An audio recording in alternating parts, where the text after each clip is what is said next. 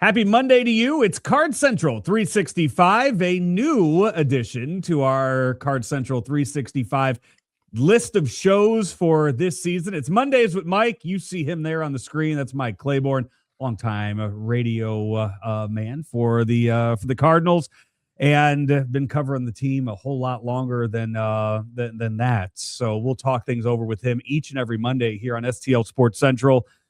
Claibs, I'm going to start off with this because there's stuff we can get into, the little details and everything with the Cardinals this season. This past weekend, did you have fun watching those games? Oh, yeah. No, it was a blast. I mean, you go back to Thursday and how things ended in that game, and then the walk-off on Saturday. And, when you think about yesterday, they were in that game. I mean, they sprung a leak, obviously, the bullpen did.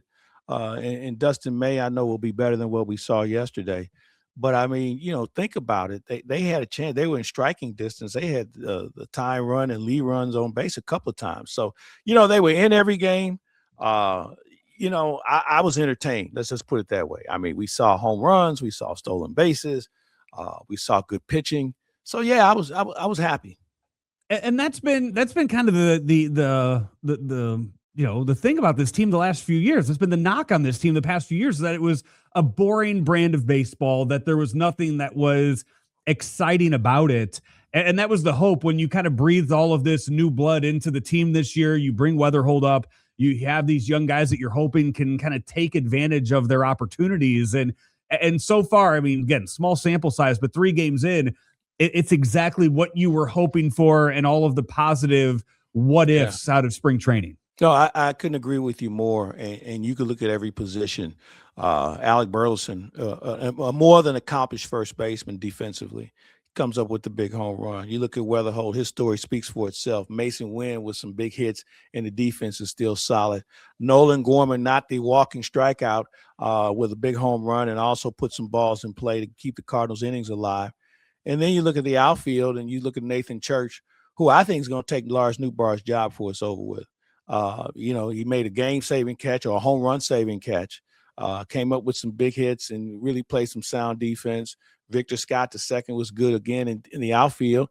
But, man, he's made the bunt a lethal weapon, stole a few bases. And Jordan Walker yesterday with a very solid game and had some big hits earlier in the series. So, when you look at those guys and the catching was solid, I had no problem with any of that. So it was one of those things where you hoped all the things you did in the offseason and certainly in spring training that you worked on to be better, you hope that you got some early results just to give guys confidence in knowing that the process is gotten off on the right foot. Mondays with Mike all season long will be brought to you by Gray Bar and also the Painting and Decorating Foundation. They are Claibs' personal sponsor here on STL Sports Central. Well, when you think about contractors of the Painting and Decorating Foundation and the Wall and Ceiling Contractors Association of Metro St. Louis, they're now looking for motivated people to help build a career, not just find a job. I mean, people are always looking for a job, but you probably would rather have a career, something you can build on, something you can grow with. And as we know, the construction industry is an outstanding way to start, with great pay, good benefits, and, a path to long-term success. And that's what's important. With the union apprenticeships, you can earn while you learn. How about that? How many jobs and opportunities do you have in careers that you can do that without taking any college debt? And I know any parent out there who understands what college debt's all about, you don't have to worry about that with the Painting and Decorating Council and Foundation as well. And also, the St. Louis contractors are building the community with private painters, drywall finishers, and carpenters. They employ and are building strong futures for themselves. So if you need more information, just go to stlouispdf.org/careers if you want to learn more. Again, it's stlouispdf.org/careers to find out more and get started on your next career. So, Claibs, we talked about the positives from this weekend, and you listed off a lot of guys that we were hoping that would have good starts to the season. I want you to narrow it down to one. Give me one guy that most impressed you this weekend. Victor Scott II. Okay. I thought the commitment he made to trying to lay down bunts, and I thought that was a difference in winning the game on Saturday. If you remember, He laid down a bunt, sacrificed, and moved those runners in scoring position that gave Weatherholt the opportunity, who was batting behind him, to drive in the winning runs. He's a weapon. Everybody in the ballpark knows he's going to bunt. The opposition knows he's going to bunt or he's going to attempt, and it puts everybody on edge. So I think if you have him as a weapon, especially at that part of the batting order, where now if he gets on base and now he's got some thump behind him, he can score from first on something in the gap. So I thought his consistent play through the weekend was something I was impressed with. Yeah, and I said this. I've said this on a couple shows now. That first game when he got on base, there was a question to how he wants to steal. How quickly or how many chances are you going to give him to steal with Weatherholt hitting behind him? You don't want him to run into outs. And before I was able to finish a text on Thursday, he was already taking off on the first pitch. Like, it is almost instant to where he gets on and he's going to steal. And you saw that on the Rays side too this weekend. Chandler Simpson, yeah. Man, he's one of those, like, he's not going to, come away from a weekend with like 5 home runs or hit 800 for a series. But every he might time have 5 stolen bases, though. He could have 5 stolen bases in a series. I mean, the amount, like, he puts the ball in play, he hits a ground ball to the second baseman. The pressure's on. You got to get that ball and get rid of it, because he's annoying to where you need to get him out. You need him to pop up the ball, because if he puts it on the ground, he's going to get on base and he can score from first on a, anything, just a routine single in the gap. Well, it's no coincidence that Chandler and Vic know each other well. They're both from Atlanta. Chandler went to Georgia Tech. Victor Scott II went to West Virginia. They know each other. And there was internal competition this weekend to see who was going to do the most on the bases. And I think we saw the 2 fastest guys in baseball this weekend. And Simpson, you hit one in the gap or one goes to the wall, he's going to score. And we had to play, was it yesterday, the day before? Somebody hit a ball to center field. It was in left center field. He scored from first. Yeah. Now think about that. I mean, we're talking about a guy who the play is in front of him. So, I mean, for him to score from first, standing up, just tells you what kind of speed he has. And we've seen Victor Scott do the same thing. So you're right. And I think the game now, especially at the beginning of the year, I think you're going to see a lot more envelope pushing to see what you can get these days. We even saw Alec Burleson steal a base this weekend. So I think early on, why not? Let's see what you have and let's see what we can improve on. And I think we saw a lot of that from both teams this weekend. Yeah. And, I remember early in the season, in an in-game interview that Danny Wexelman was doing with Mason Wynn, saying that they kind of have a clubhouse competition going when it comes to stolen bases. They said that Victor Scott's probably going to be weighted or graded on a curve when it comes to any kind of competition, but Mason wants to steal. Weatherholt wants to steal. Chip was talking about it on the broadcast the other day about the speed of Jordan Walker, how sneaky fast he can be. And, he ended up, it was right before he ended up scoring the game-winning run on Saturday on the walk-off. Like, you have guys that want to get on base and want to run. And then you have even Alec Burleson, as you mentioned, is out there stealing bases. Ollie and Daniel Descalso are going to have these guys running and putting the pressure on teams as much as they can. And that's what's going to make it fun and make you want to watch and pay attention to every little part of the game. Well, when you don't have bona fide sluggers in your lineup, and I mean by that is defined guys who've done this consistently. We think Burleson is that guy. We think Herrera could be that guy. We're waiting on Walker and Gorman to be that guy. But until then, you're going to have to find ways to manufacture runs. And if you have speed in your lineup, why not? I mean, you have nothing to lose at this point. I still think we're in an evaluation period as far as the season is concerned. And, this will take 3 weeks. This will take a month. It may take 6 weeks just to figure out what you actually have and how you can beat teams. And I know Ali made a point earlier in the offseason about how they're trying to form this team to make sure when you see the Cardinals on your schedule, like, oh, damn, we got to play them, because they make you play hard. They make you pay attention to detail. And we saw that today, this weekend. I kind of equated to this for hockey fans. I said this earlier. When the Blues were good in 2019, they had what they call a heavy game, where they would lean on you, they make you stop and start. They would make you play uncomfortable hockey, denying passing lanes and things of that nature. And I think that's what we're trying to see with the Cardinals, where you can't not overlook the most minute detail because they'll take advantage of it, whether it's a stolen base or whether it's taking an extra base on a base hit or making sure you throw to the right base. You know, they want you to play station to station baseball when they're playing defense, and then offensively, they want to just force the envelope and make you throw the ball. You know, we've seen in the past, man, you know, you get the right team that if they have to throw the baseball, man, it could be a problem. And Tampa almost got caught up in that this weekend because Caminario was a little off his game defensively, and there were a couple other maybe concerns about their defense, and that's because the Cardinals put the pressure on them. You mentioned the slugging, yesterday's game and the loss. Nolan Gorman hits his first home run of the season. Jordan Walker hits his first home run of the season, but Jordan Walker has been hitting the ball hard even prior to that home run. When you look at the StatCast numbers for Jordan Walker, 98th, 99th, 100th percentile in so many of the power categories after the first weekend, which are all things that we knew he was capable of.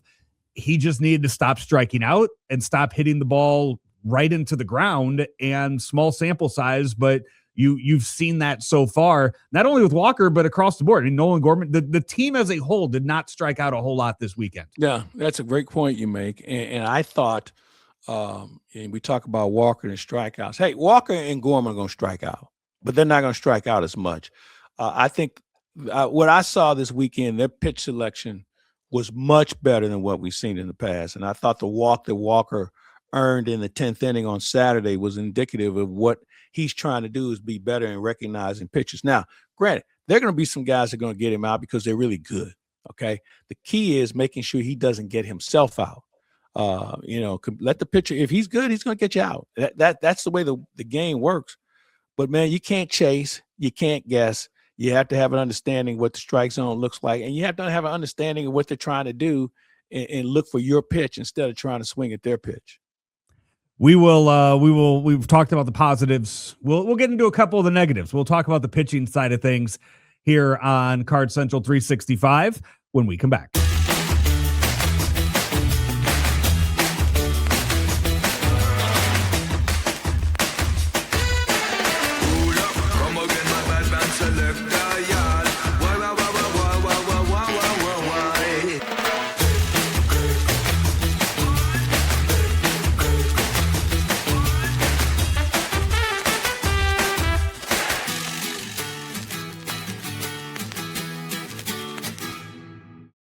Nobody wants a surprise in their jelly donut. That's because the middle is the most important part. At Graybar, we're at the middle of electrical and datacom jobs across the country, connecting installers, facility managers, and business owners with smart solutions for their most challenging projects, which means stocking and delivering crucial products on time and on budget, with no surprises, thanks to our nationwide logistics network. Yep, Graybar does that. Who's this? Hey, not everyone wants to sit behind a desk, and not everyone should. If you're ready to work with your hands and get great pay from day one and build a career without college debt, the contractor members of the Association of the Painting and Decorating Foundation and Wall and Ceiling Contractors Association of Metro St. Louis want to hear from you. Best way to do that? Check them out at stlouispdf.org/careers to get more information and sign up today. It is Mondays with Mike here as part of Card Central 365 coverage on STL Sports Central. Claibs, one weekend in the books. By the way, did you have a chance to try the deep fried gooey butter cake this weekend? No, that's not something I'm interested in. That's just no. I have not tried anything this weekend because it was such a hectic weekend for us. But I do intend to walk the concourse here the next day or so. And from the sounds of things, where we may get some rain here coming up in the next couple of days, I'll probably have a chance to sample it then. But I'm told we had some other people who went out and sampled some of the delights that they were pretty good. So, but gooey butter cake is not something I would eat at the ballpark or anywhere else. That's just not one of them. But I'm trying to think about the hot dog burnt ends. I'm looking forward to trying. Yeah, I had a chance to try those last Monday. Had a chance to try a sliver of the deep fried gooey butter cake last Monday. As a whole, Claibs, you'll appreciate it. I think that if you buy the whole thing, it's about 2 pounds. So it's a So it's a did they help you to the car because you're weighted down? How does that work? it's I've said this. I recommend you get a team to eat it. Like at least minimum of 4 people you have to split that with. Okay. So Well, do not try to tackle that on your own, please. oh no, you would. Yeah. You would. Don't sit here and play possum here. You try it. If you give like if you make it a challenge out of it, then maybe. See, no, they don't even have to challenge you. Just hey, Joe, try this. Challenge my ass. Come on. All right, let's talk pitching this weekend. Matthew Liberatore went out there opening day. He looks solid. Michael McGreevy, he's got that dog in him, goes 6 innings of no hit ball before he hands it over to the bullpen. But then Dustin May gets hit around a little bit, and there are going to be a lot of questions about the bullpen. Let's start with the positives on it. Liberatore, McGreevy as your 1-2 from what you saw this weekend. Those were some impressive starts. They were very impressive against a team in Tampa who really is methodical about their offensive approach. I thought Libby was good. He gave him what you needed. Bullpen made it interesting at the end. And then McGreevy on Saturday was really good. And I was anxious to see him because, the left-handed hitters last year hit like 318 against him. So the key is, what are you doing to try and keep these left-handed hitters off balance? He was able to pitch inside with being effective, didn't hang any pitches over the middle of the plate. And he was good. And I was with his dad yesterday, so he was giving him grief. He said, hey, listen, man, McGreevy's don't come out of the game with a no-hitter going. So what's going on here? So he was having fun with it. And, I think had he not run up his pitch count so much, he probably would have stayed at least another inning, perhaps 2. But with that said, in the brief jams that he was in, be it, a walk or whatever, he found a way to pitch around. He just had too many 3-2 counts, and that's what really cost him more than anything else. And Liberatore was the same way too. Liberatore had a lot of traffic on the bases the first couple innings that he pitched, and that probably, that definitely kept him from going deeper in the game. Yeah, it did. And, at this time of the year, it's not about how deep you should go because you have a fresh bullpen. And while some of the guys didn't give you what you were hoping for, that doesn't mean they won't be able to, because they're obviously on this team because they had good springs. And I think for us as fans, because we haven't seen Brule a lot, we haven't seen Pushert at all. Ryan Stanek we saw with other teams. We're just trying to figure out what their role is going to be. I thought George Soriano was pretty good in his brief appearance. And, the other guys, they'll come along. Swanson got off to a little bit of a rocky start, but I'm not really overly worried about any of those guys at this point. It's so early in the season for pitchers to get used to where they're going to fit in, what their role is going to be, knowing what lane they're going to have to deal with. And normally when they come in the game, they're going to be facing guys who are batting on the opposite side in a lot of cases because some of these teams are pinch hit. But, it's a process, but it's not one I'm overly concerned about. And if things look bleak from that standpoint, they have some guys with experience in Memphis, and they've gotten off to a good start. You have a Packy Naughton, you have a Gordon Graceffo, you have a Richard Fitz.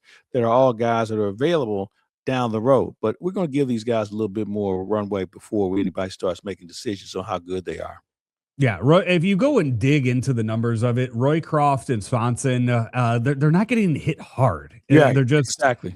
Yeah, they're just the base hits are finding areas where guys aren't, and they're just falling into bad luck. So you hope that changes, changes a little bit here. But we didn't see. So 2 save opportunities, and we saw Ollie go to Riley O'Brien and JoJo Romero a lot sooner than that. You can tell that Ollie is still trying to figure out and play around with that bullpen too, and figure out what the best combination is going to be. Yeah, I agree with you. And you know what? This is the first time Ollie really has some options in the back end of his pen. When you think about O'Brien, you think about Swanson, you think about JoJo, you think about Stanek. We don't know enough about Brule yet to see if he's going to be part of that lefty mix. So, once you have that working for you, and you think about the last couple of years, he would have a closer, but he could only use them 2 days in a row. Now you have a couple of closers. What do you have? 4 guys with closing experience. So that's a lot. That's a lot. And, how you set those guys up and what lanes you want them to face is I think, really a delight for Ollie to be able to explore. You get the Mets in town this starting tonight. We'll see Kyle Leahy make his debut in the Cardinals rotation. But the Mets team, they're going to be contenders in the NL East, but it's a very, very different looking team than what we've seen in previous years. Bo Bichette now part of that. Yeah. Why do you think they're going to be contenders? I think you look at the names that they get, like Bo Bichette, who is off to a really bad start, but you have Juan Soto on a team, Bo Bichette, Marcus Semien. There you have Luis Robert Jr. in the middle of that. They have a lot of big bats, and they have completely rehauled what they failed to. With a team that failed to make the playoffs last year, they went an entirely different direction this season. So the reason why I ask, and your point is very valid, is they have a collection of players. Now the question is, how long will it take for them to come together as a collection? Because you have some guys on that team that flat out hate each other. Okay. And so you got to figure out how this chemistry is going to work. Just because you have some guys with numbers and what they've done in other organizations does not mean necessarily that's going to work in this environment. So this is going to be a very tenuous journey for them, in my opinion.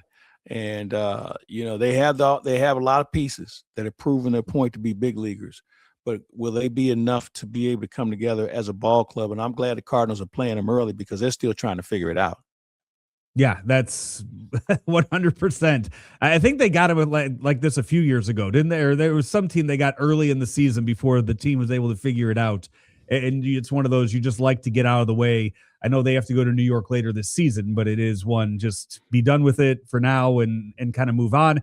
What makes a successful start tonight for Kyle Leahy?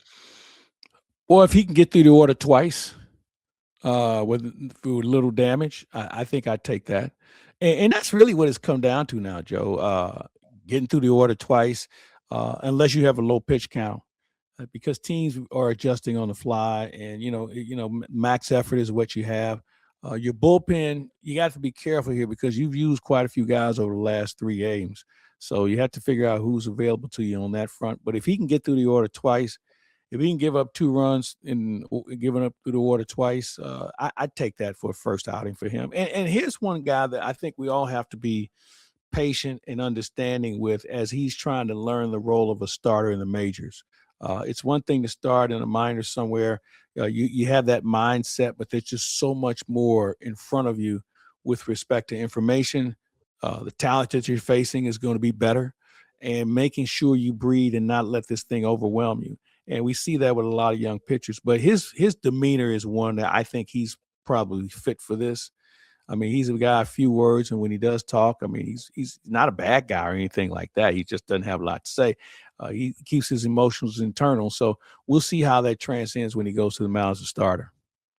There should be some tickets available tonight. It's going to be a real nice night for baseball. I think high of 85 today, Monday night. Game time temperature is somewhere around 81 degrees. So where else would you rather be? All right, kids, a lot of kids out of school this week. Take them down to the ballpark and check out some of the new features they have down there and catch including the deep fried gooey butter cake. Section 150 is where you could find that. Maybe you'll find Claibs walking the concourse and catch him around there and share. No, you won't catch me around there, but I'll be walking the concourse at some point this week. All right. Well, we'll have people bring it up to the booth for you then and let you try it. You know what? We're all eating cleaner and healthier in our booth, so I'm not sure if that's going to go over well. I'll check with the TV guys if I were you. They might. Okay. We'll do that. He is Mike Claiborne. I'm Joe Roderick. This has been Mondays with Mike here as part of Card Central 365, brought to you by the Painting and Decorating Foundation, Gray Bar, and also in part by DraftKings, where the crown is yours here on STL Sports Central.